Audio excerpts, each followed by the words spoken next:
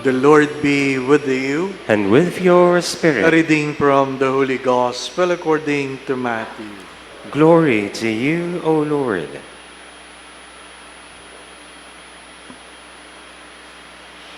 Jesus said to the crowds, "Come to me, all you who labor and are burdened, and I will give you rest. Take my yoke upon you and learn from me. For I am meek and humble of heart, and you will find rest for yourselves. For my yoke is easy, and my burden light."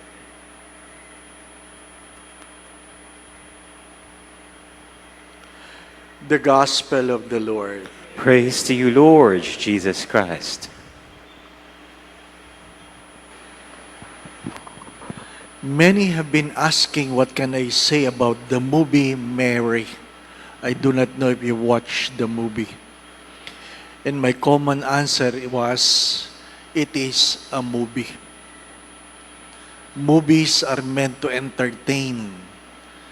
You don't expect movies to be a good source of catechism. If you want a good catechism, read the scriptures, read the catechism of the Catholic Church. As I've said, movies are bad source for catechism. Isa lang ang magandang comment ko doon. Ang alin, magagalit si Saint Gabriel pag napanood yung movie. Bakit? Ang pangit niya doon eh. Mas maganda si Satanas doon. Ano po? Pag nakita mo, bias yung movie. Parang mas gwapo pa si Satanas kaysa kay Saint Gabriel. Ano po? Anyway, the second point I would like to stress is, in the recent study, people going to church are looking for three things: happiness, prosperity, ano pa? Happiness, prosperity,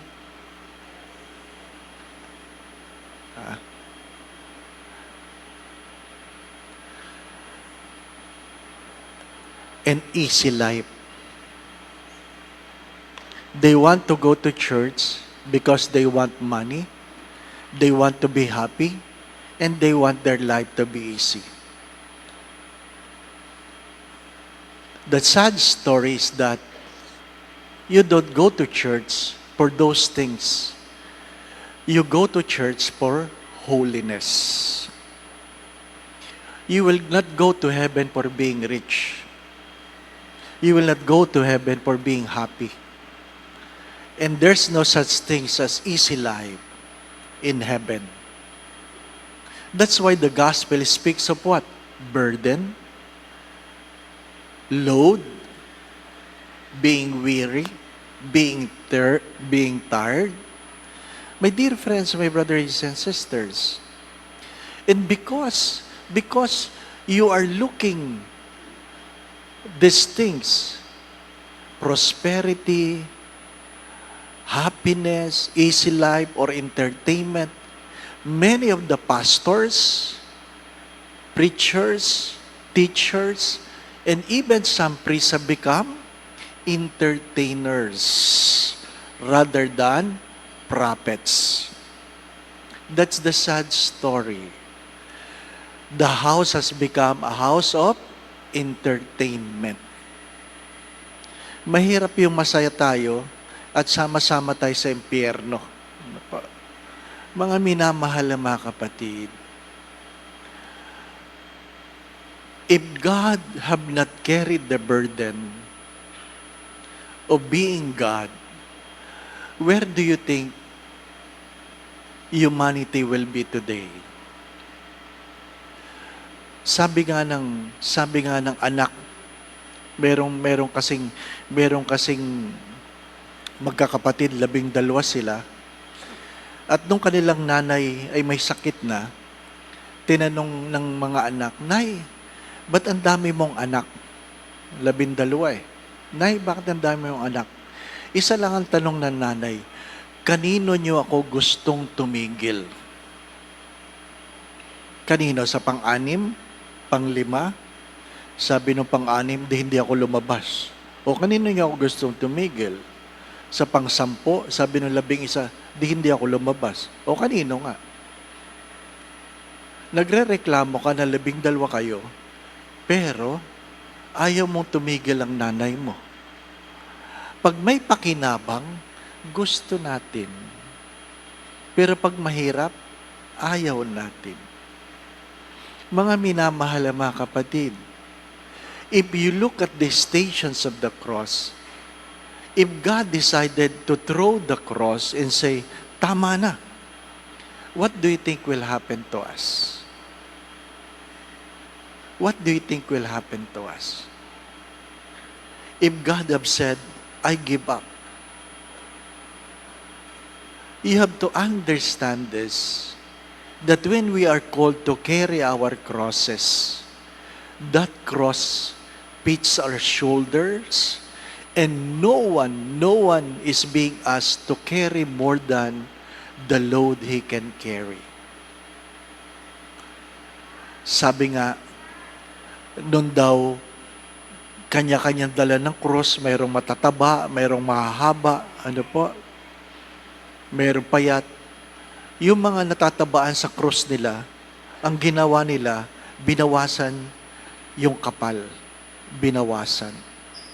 Yung iba naman, pinutulan.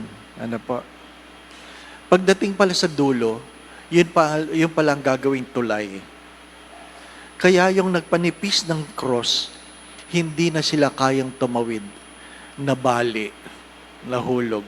Yung pinutulan, hindi naabot sa kabila. No? Huwag kayo mandadaya.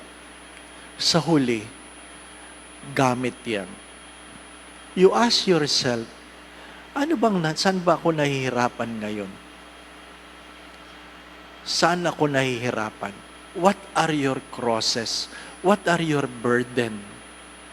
As I have said many times, my brothers and sisters, the words of C.S. Lewis have said, if your neck is not broken, your house is not burning, and you are not dying, you are not complaining of problems, you are simply complaining about inconvenience. There's a big difference between problems and inconvenience. Problems have solutions, inconvenience demand a discipline of life. Keep that in mind. Problems have solutions, inconvenience demand discipline of life. Going back to what I've said again, movies are bad source of catechism. Second, our goal in the church is holiness, not entertainment. And third, we have a God who accompanies us in all our troubles. The Lord be with you. And with your spirit. And may Almighty God bless you and your family, the Father, the Son, and the Holy Spirit. Amen. We go in peace to love and serve the Lord. Thanks be to God.